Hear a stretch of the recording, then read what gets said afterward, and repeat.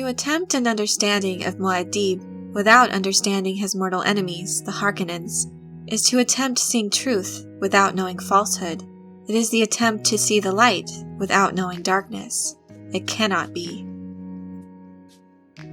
Another attempt to adapt the incredibly complex novel of Dune is on its way this December. In anticipation of its release, I've been exploring the rich and complicated characters that make up Frank Herbert's Dune. This is a story long considered to be one of the best in science fiction, dealing with concepts such as politics, religion, and ecology, spanning far into mankind's future. It's a complex universe, to be sure, but at its heart are some of the most simple yet profound stories that are usually at the core of any epic tale. It's also a story about love and family, honor and duty, and yes, good old-fashioned good versus evil. We've already examined several of the members of House Atreides, but to understand further the main protagonist of the story, we must also come to an understanding of their mortal enemies.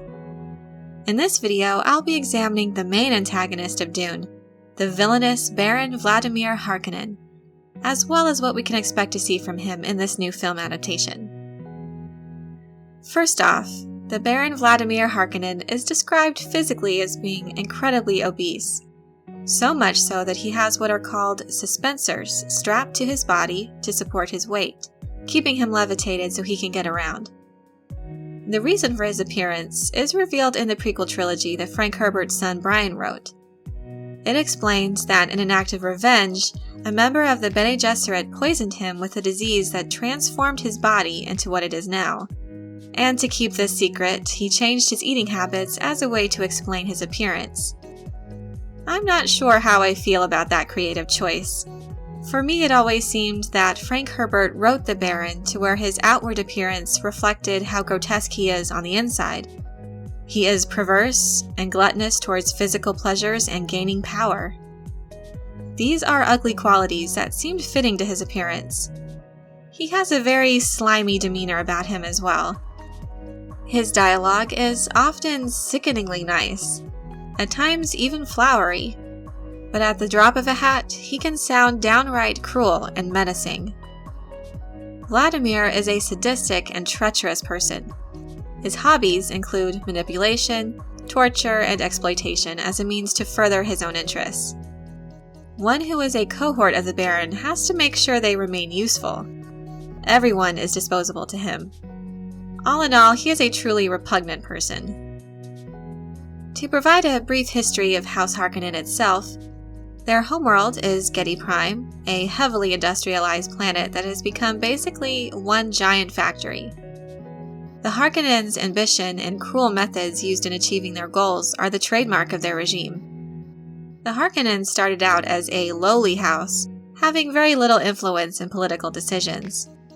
But they eventually rose to power as a great house after gaining influence through obtaining enormous wealth as a result of their shady business dealings and underhanded political maneuverings. Tactics such as these lead them to eventually being granted the stewardship over Arrakis and harvesting the spice that is found there. Spice is the key to all infrastructure in this universe. It is necessary for space navigation.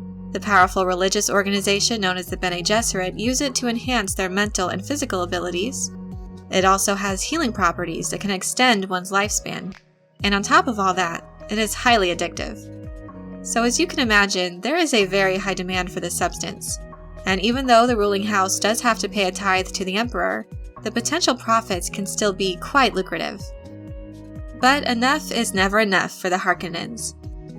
Before the events of Dune take place, this evil house had already occupied Arrakis for 80 years overseeing its spice distribution. However, to obtain even more wealth for themselves, they paid the local workers they hired to harvest the spice next to nothing, and didn't even bother with paying to maintain their operating equipment. During this time, they were still able to pay their tithe to the Emperor, while accumulating a secret stockpile of their own supply of spice. The Baron is always thinking of a way to better his position and influence, with his ultimate goal of having his house rule the Empire itself. But another goal that is almost of equal importance to the Baron is to bring to ruin House Atreides. The story of Dune begins as the stewardship of Arrakis has been taken away from House Harkonnen and has been offered to the Atreides. We learn that the Baron, while feigning disappointment over his failure on Arrakis, has been hard at work conceiving a plan that will not only restore their previous position on Arrakis, but will also end the Atreides bloodline. The Baron's ambition is equal only to his hatred for the Atreides. The Harkonnen and Atreides rivalry actually goes back centuries. It's your basic Hatfield and McCoy situation. An Atreides once had a Harkonnen banished thousands of years ago for cowardice at the Battle of Corrin, and it's still bitterly remembered by the Harkonnens. These two houses are almost completely opposite in their way of governing and their treatment of the populations under their care, and the hatred and jealousy on the part of House Harkonnen towards the Atreides has continued to fester and build over the years. This is the basis for the Baron's enmity, who will stop at nothing to eliminate the Duke and his son. The threat to the Atreides is revealed at the very beginning of the story. It turns out that the popularity and influence of Duke Leto has been growing among the great houses, and in the words of the Duke's mentat Toofer Hawat, a popular man arouses the jealousy of the powerful. Yes, the Emperor Shaddam IV of House Carino is nervous that he could be supplanted by the Duke. The Baron is quick to take advantage of the Emperor's fears, and the two team up to lay the trap for the Atreides' downfall on Arrakis. But the Emperor is in the dark regarding the Baron's ultimate plan to take over the Empire himself through force and through the marriage of his nephew, Feyd-Rautha, to the Emperor's daughter Arelyn. Plans within plans within plans. The Baron is an ambitious architect of evil indeed. Yes, the Baron is basically the embodiment of everything that Duke Leto Atreides isn't. We can learn a lot about the two leaders of these noble houses by the company they keep. The Duke inspires undying and unswerving loyalty from such admirable men as Duncan Idaho, Gurney Halleck, and Toofer Hawat. These characters are renowned for their skills and deep commitment to House Atreides, being willing to die in service to the Duke and his family. This is a wonderful reflection on Leto Atreides and his honorable qualities which have added to his growing popularity.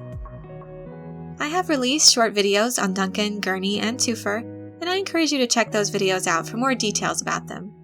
And I plan to release one on Duke Leto as well, so keep an eye out for that.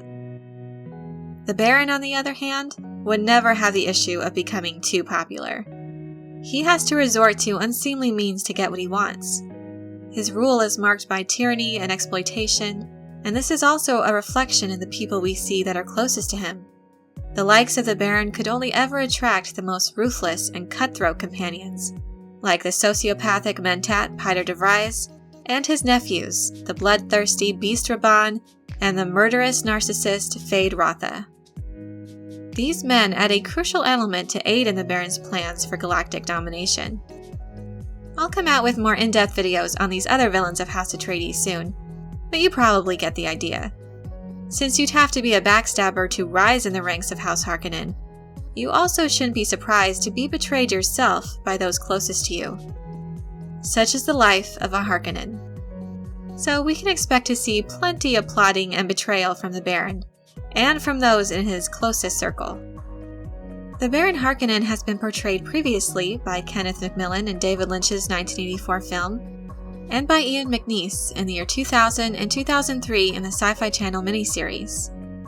And this time, in Denis Villeneuve's adaptation, he will be portrayed by Stellan Skarsgård. I'm really excited to see Stellan's performance and what he will bring to this character. I have enjoyed the previous portrayals of this villain, though they really didn't seem to have the appearance that I imagined when I read the book.